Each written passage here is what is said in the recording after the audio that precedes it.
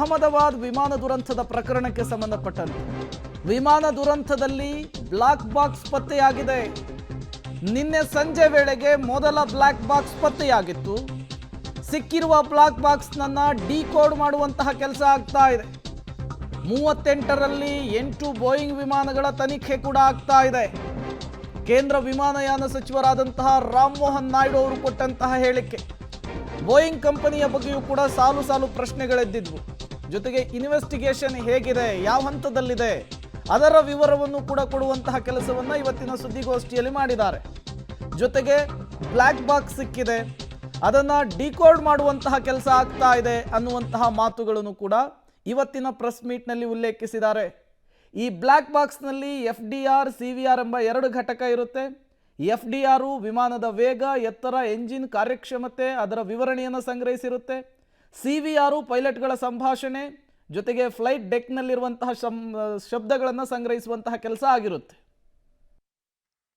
For them to sit down, talk to various stakeholders and involve and discuss with any other important expert that is necessary as per their investigation, and most of the issues that you feel there need to be answers, the committee is also going to strongly pursue these things and will come up with their report. And on top of that, I would also like to say that we have a very strict safety standards in the country also, and many, including the ICAO, many international organizations have also time and again established that. We do have a very strict protocol, robust protocol, which we follow every time. But even after, when the incident happened,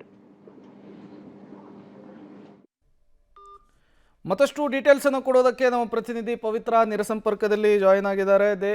ಪವಿತ್ರ, ಈಗ ವಿಮಾನಯಾನ ಸಚಿವರು press meet ಮೂಲಕ ಇರುವಂತಹ ಗೊಂದಲಗಳಿಗೆ, ಪ್ರಶ್ನೆಗಳಿಗೆ ಉತ್ತರಿಸುವಂತಹ ಕೆಲಸವನ್ನು ಮಾಡಿದ್ದಾರೆ. ಇವತ್ತಿನ ವಿಮಾನಯಾನ ಸಚಿವರ ಪ್ರೆಸ್ ಮೀಟ್ನ ಒಟ್ಟಾರೆ ಸಾರಾಂಶದ ಬಗ್ಗೆ ಎಕ್ಸ್ಪ್ಲೇನ್ ಮಾಡಬಹುದಾ ಅಂತ ಹೇಳಿ? ಮೊದಲ ಸುದ್ದಿಗೋಷ್ಠಿ, ವಿಮಾನ ದುರಂತ ಸಂಭವಿಸಿದ ಬಳಿಕ ಅಧಿಕೃತವಾಗಿ ಮೊದಲ ಸುದ್ದಿಗೋಷ್ಠಿಯಲ್ಲಿ ಮಾಹಿತಿಯನ್ನು ನೀಡಿದ್ದಾರೆ. ಸೊ ಒಂದು ಪ್ರಮುಖವಾಗಿರುವಂಥದ್ದು ಎಷ್ಟು ಜನ ಸಾವನ್ನಪ್ಪಿದ್ದಾರೆ ಅನ್ನುವಂತಹ ನಿಖರ ಮಾಹಿತಿಯನ್ನು ಇವತ್ತು ಸಚಿವರು ಕೊಟ್ಟಿದ್ದಾರೆ. ಅದರಲ್ಲಿ ಒಂದು ವಿಮಾನ ದುರಂತ ಜೊತೆಗೆ BJ ಮೆಡಿಕಲ್ ಹಾಸ್ಟೆಲ್ನಲ್ಲಿ ವಿದ್ಯಾರ್ಥಿಗಳ ಸಾವು, ಎಲ್ಲ ಸಂಖ್ಯೆಗಳನ್ನು ಒಗ್ಗೂಡಿಸಿ ಎಷ್ಟು ಜನ ನಿಧನರಾಗಿದ್ದಾರೆ ಅನ್ನುವಂತಹ ಮಾಹಿತಿಯನ್ನು ಕೊಟ್ಟರು. ಪ್ರಮುಖವಾಗಿ ಬ್ಲ್ಯಾಕ್ ಬಾಕ್ಸ್ ರಿಕವರಿ ಆಗಿದೆ ಅನ್ನುವಂತಹ ಸುದ್ದಿಯನ್ನು ಈಗ ಕೊಟ್ಟಿದ್ದಾರೆ. ಸೊ ಅದರಲ್ಲಿ ಪ್ರಮುಖವಾಗಿ ಬೇಕಾಗಿರುವಂತದ್ದು ಬ್ಲ್ಯಾಕ್ ಬಾಕ್ಸ್ ಸಿಕ್ಕ ಬಳಿಕ ವಿಮಾನ ಪತನದ ರಹಸ್ಯ ಏನು ಅನ್ನುವಂಥದ್ದು ಗೊತ್ತಾಗುತ್ತೆ. ಸೊ ಹಾಗಾಗಿ ಅದು ರಿಕವರಿ ಆಗಿದೆ ಅನ್ನುವಂತಹ ಮಾತನ್ನ ಹೇಳಿದ್ದಾರೆ. ಈಗಾಗಲೇ ನಿನ್ನೆ ಅದನ್ನ ರಿಕವರಿ ಮಾಡಲಾಗಿತ್ತು, ಆದರೆ ಸರ್ಕಾರದ ಮಟ್ಟದಿಂದ ಅಧಿಕೃತ ಹೇಳಿಕೆ ಬಂದಿರಲಿಲ್ಲ. ಹಾಗಾಗಿ ತನಿಖೆಯ ಪ್ರಗತಿ ಸಾಗೋದಕ್ಕೆ, ಎಕ್ಸಾಕ್ಟ್ ಆಗಿ ಏನ್ ರೀಸನ್ ಅನ್ನಂತ ಗೊತ್ತಾಗೋದಕ್ಕೆ ಬ್ಲ್ಯಾಕ್ ಬಾಕ್ಸ್ ಅನ್ನ ರಿಕವರಿ ಮಾಡಿರೋದಾಗಿ ಹೇಳಿದ್ದಾರೆ. ಜೊತೆಗೆ ಒಟ್ಟು 90 ದಿನಗಳ ಕಾಲಾವಕಾಶವನ್ನ ಕೊಟ್ಟಿದ್ದಾರೆ. ಈಗಾಗಲೇ ಅನೇಕ ಏಜೆನ್ಸಿಗಳು ಅದನ್ನ AAIB ಆಗಿರ್ಬೋದು, ಜೊತೆಗೆ ಇವತ್ತು ಬೆಳಗ್ಗೆ ಒಂದು ಉನ್ನತ ಮಟ್ಟದ ತನಿಖಾ ಸಮಿತಿಯನ್ನ ಮಾಡಿದ್ದಾರೆ. ಅದರಲ್ಲಿ ಗೃಹ ಇಲಾಖೆ ಸೇರಿದಂತೆ ವಾಯುಪಡೆಯ ಅಧಿಕಾರಿಗಳು ಕೂಡ ಇರ್ತಾರೆ. ಸೊ ಆ ಉನ್ನತ ಸಮಿತಿ ಏನಿದೆ, ಹೈ ಲೆವೆಲ್ ಕಮಿಟಿ, ಕೇವಲ ವಿಮಾನ ದುರಂತದ ಬಗ್ಗೆ ಮಾತ್ರ ಅಲ್ಲ, ಅದರ ಜೊತೆಗೆ SOPಗಳನ್ನ, ಮುಂದಿನ ಭವಿಷ್ಯದಲ್ಲಿ ಈ ರೀತಿಯ ಘಟನೆಗಳು ಆಗದಂತೆ SOPಯನ್ನ ರೂಪಿಸುವ ಬಗ್ಗೆಯೂ ಕೂಡ ಮಾಹಿತಿಯನ್ನ ಕೊಟ್ಟಿದ್ದಾರೆ.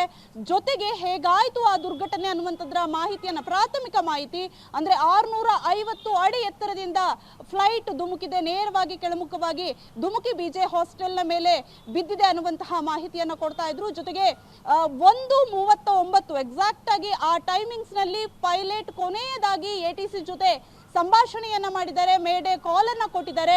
ಅದಾದ ಬಳಿಕ ಇಮಿಡಿಯೇಟ್ ಆಗಿ ATC ಸಿಬ್ಬಂದಿಗಳು, ಯಾಕಂದ್ರೆ ಮೇಡೆ ಅನ್ನುವಂಥದ್ದು ಅದು ತುಂಬಾ ತುರ್ತಾಗಿರುವಂಥದ್ದು, ಇಮಿಡಿಯೇಟ್ ಆಗಿ ಪೈಲಟ್ಗೆ ಸ್ಪಂದನೆಯನ್ನ ಕೊಡೋದಕ್ಕೆ ಹೋದಾಗ ಸಂಪರ್ಕ ಕಡಿತವಾಗಿತ್ತು ಅನ್ನುವಂತಹ ಮಾಹಿತಿಯನ್ನ ಕೊಟ್ಟಿದ್ದಾರೆ. ಜೊತೆಗೆ ಸಚಿವರು ಒಂದು ಮಾತನ್ನ ಹೇಳ್ತಾ ಇದ್ರು, ಆ ನೋವು ಏನು ಅನ್ನುವಂಥದ್ದು ಎಲ್ರಿಗೂ ಕೂಡ ಗೊತ್ತಿದೆ. ನಾನು ಕೂಡ ನನ್ನ ತಂದೆ ತಾಯಿಯನ್ನ ಆಕ್ಸಿಡೆಂಟ್ ಅಲ್ಲಿ ಕಳ್ಕೊಂಡಿದ್ದೀನಿ. ಸೊ ಹಾಗಾಗಿ ಆ ನೋವು ನನಗೆ ತುಂಬಾ ಚೆನ್ನಾಗಿ ಅರ್ಥ ಆಗುತ್ತೆ ಅನ್ನುವಂತಹ ಮಾತನ್ನ ಹೇಳ್ತಾ ಇದ್ರು. ಜೊತೆಗೆ ರೆಸ್ಕ್ಯೂ ಆಪರೇಷನ್ ಯಾವ ರೀತಿ ನಡೀತಾ ಇದೆ ಅನ್ನುವಂಥದ್ರ ವಿವರವನ್ನ ಕೂಡ ಕೊಟ್ಟಿದ್ರು. ಜೊತೆಗೆ DNA ಪರೀಕ್ಷೆ ಕಂಪ್ಲೀಟ್ ಆದ ಮೇಲೆ, ಯಾಕಂದ್ರೆ ನಿನ್ನೆಯಿಂದ ಆರಂಭವಾಗಿದೆ ಆ ಪ್ರಕ್ರಿಯೆ, 72 ಗಂಟೆಗಳ ಕಾಲ ಬೇಕಾಗುತ್ತೆ. ಸೊ ಅದೆಲ್ಲವೂ ಕೂಡ ಪ್ರಕ್ರಿಯೆ ಅಂತ್ಯವಾದ ಆದ ಮೇಲೆ ಮೃತದೇಹದ ಹಸ್ತಾಂತರ ಕಾರ್ಯವೂ ಕೂಡ ಶೀಘ್ರವಾಗಿ ನಡೆಯುತ್ತೆ, ಕಂಪ್ಲೀಟ್ ಆಗುತ್ತೆ ಅನ್ನುವಂತಹ ಮಾಹಿತಿಯನ್ನು ಕೊಟ್ಟಿದ್ದಾರೆ. ಪ್ರೇಮ್. ಓಕೆ ಪವಿತ್ರ, ಹಾಗೆ ಸಂಪರ್ಕದಲ್ಲಿರಿ, ಮತ್ತಷ್ಟು ಡೀಟೇಲ್ಸನ್ನು ನಿಮ್ಮಿಂದ ಪಡಿತಾ ಹೋಗ್ತೀನಿ. ಇದೇ ವಿಚಾರಕ್ಕೆ ಸಂಬಂಧಪಟ್ಟಂತೆ ಮತ್ತಷ್ಟು ಅಪ್ಡೇಟ್ಸ್ ಕೂಡ ಲಭ್ಯವಾಗ್ತಾ ಇದೆ. ದುರಂತ ನಡೆದ ಬಳಿಕ ಮೊಟ್ಟ ಮೊದಲ ಬಾರಿಗೆ ಸುದ್ದಿಗೋಷ್ಠಿಯನ್ನು ನಡೆಸಿ ದುರಂತದ ಬಗ್ಗೆ ಮಾಹಿತಿ ಕೊಡುವಂತಹ ಕೆಲಸವನ್ನು ವಿಮಾನಯಾನ ಸಚಿವರು ಮಾಡಿದ್ದಾರೆ. ನೀವು ಕೂಡ ದೃಶ್ಯಾವಳಿಗಳನ್ನು ಗಮನಿಸ್ತಾ ಇದ್ದೀರಿ. ಇದು ಈಗ ಅವಶೇಷಗಳನ್ನು ಮೇಲಕ್ಕೆತ್ತುವಂತಹ ಕೆಲಸ, ಅಂದರೆ ವಿಮಾನದ ಈ ಹಿಂಬದಿಯ ಭಾಗ ಏನಿದೆ ಅದನ್ನು ಈಗ ಮೇಲಕ್ಕೆತ್ತುವಂತಹ ಕಾರ್ಯಾಚರಣೆ ಮುಂದುವರೆದಿದೆ. ಬೆಳಗ್ಗೆ 7 ಗಂಟೆಯಿಂದ ಆರಂಭವಾದಂತಹ ಕಾರ್ಯಾಚರಣೆ ಇದು. 90% ತೆರವು ಕಾರ್ಯಾಚರಣೆ ಮುಕ್ತಾಯವಾಗಿದೆ.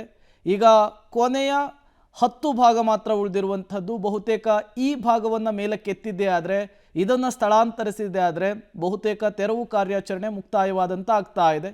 ಈಗಾಗಲೇ 2 ಕ್ರೇನ್ಗಳನ್ನು ಕೂಡ ಸ್ಥಳಕ್ಕೆ ತರಿಸಿಕೊಂಡಿರುವಂಥದ್ದು. ಅಹಮದಾಬಾದ್ ವಿಮಾನ ದುರಂತದ ಪ್ರಕರಣಕ್ಕೆ ಸಂಬಂಧಪಟ್ಟಂತೆ